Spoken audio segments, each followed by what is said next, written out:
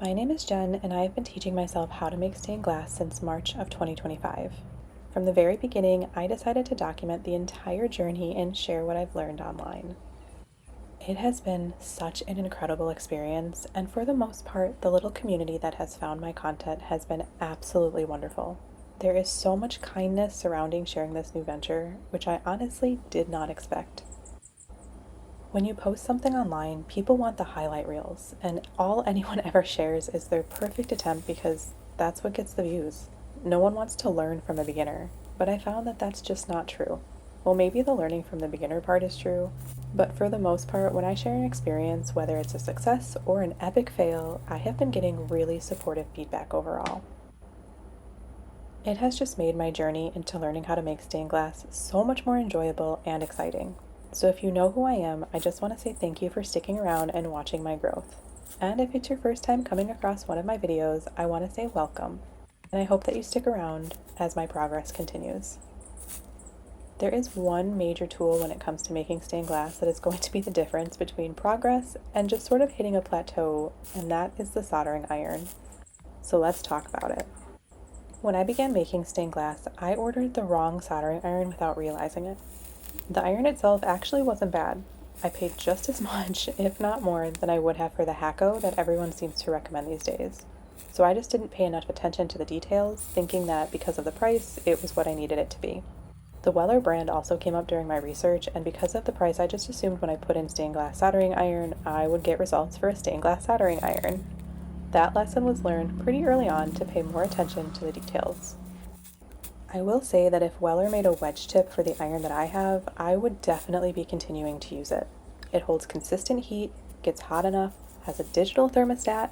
It really does work decent for stained glass, but the tip is no longer allowing me to grow as a stained glass artist.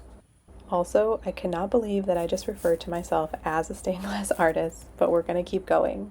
By the time I was on my 10th or 11th project, I knew I'd sort of hit my plateau. I was never going to get better if I didn't get the proper tools.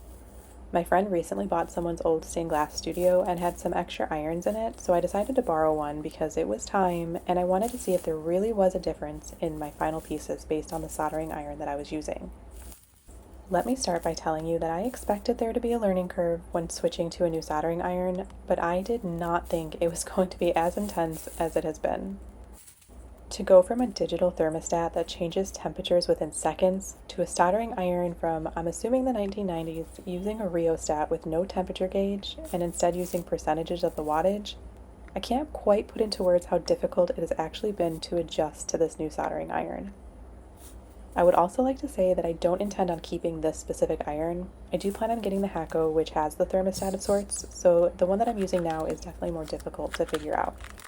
But this style of soldering iron is very common when it comes to making stained glass, especially for people who have been making it for decades. One thing I noticed was that the soldering iron itself took so much longer to heat up than my Weller. I'm not talking just a few minutes difference. The temperature adjustment took probably 10 to 15 minutes, which I guess when you know that's the case, you learn the different numbers, it's not that big of a deal.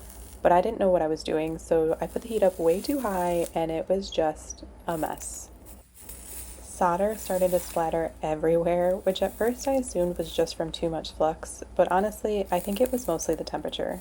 But when I lowered the temperature, it seemed like the solder just wasn't right. The line cooled too quickly or didn't heat up enough. Finding that perfect balance is a lot harder with the rheostat, at least for a beginner like myself. I would also like to say, and this is going to sound weird to some, but the weight of the iron itself was something that I needed to adjust to. I have yet to burn myself on my Weller soldering iron, but as soon as I switched, I somehow touched that metal portion of this new iron multiple times. Everything about the experience of switching soldering irons seemed to need a little bit more attention so I didn't end up hurting myself. I tried to use the techniques that every stained glass artist would make comments on whenever I would post my videos, holding the iron a certain way or placing the solder in a certain position, but it is not as easy as people make it look when you are just starting off, especially after spending months learning on a different soldering iron that didn't allow me to use these techniques to begin with because it just didn't work with the iron's capabilities. I really thought that my lines were going to be smooth when I used that actual soldering iron for stained glass, but that was not the case at all. Well, once I had a better feel for the iron itself, the lines got a little bit better, but overall it just looked messy. I couldn't figure out the temperature, and the glass was getting so hot I was afraid it was going to fracture. So I ended up switching to working on the beaded edge and knew I would come back to smooth out those lines later. Normally, I would lower the soldering iron to about 480 degrees Fahrenheit on my weller, but having no concept of what the temperature in the rheostat was, I was just sort of guesstimating. I do think my iron was too hot for what I was trying to do. I also noticed that I struggled with the amount of solder my iron was picking up because the larger wet tip, you could pick up a lot more solder, which meant that a lot of my solder ended up just kind of falling off the edge, which is a great moment to remind everybody that if you are doing this, you should definitely be using heat-resistant gloves. I have watched so many videos to figure out the beaded edge, to know what you're supposed to do, to have a lower temperature, and sort of tap your line instead of dragging it across. With the Weller, I wasn't able to tap it because it would create these little waves, so you just had to sort of drag the line, and my brain did not want to stop doing that with this new iron. So right there, I struggled immensely with using this iron. My brain continued to want to drag it instead of tapping it. By the end, I was getting a little bit more comfortable and used to it, but I know that the temperature was still too high and it was causing these little waves to be created, and my brain just wanted to smooth those out.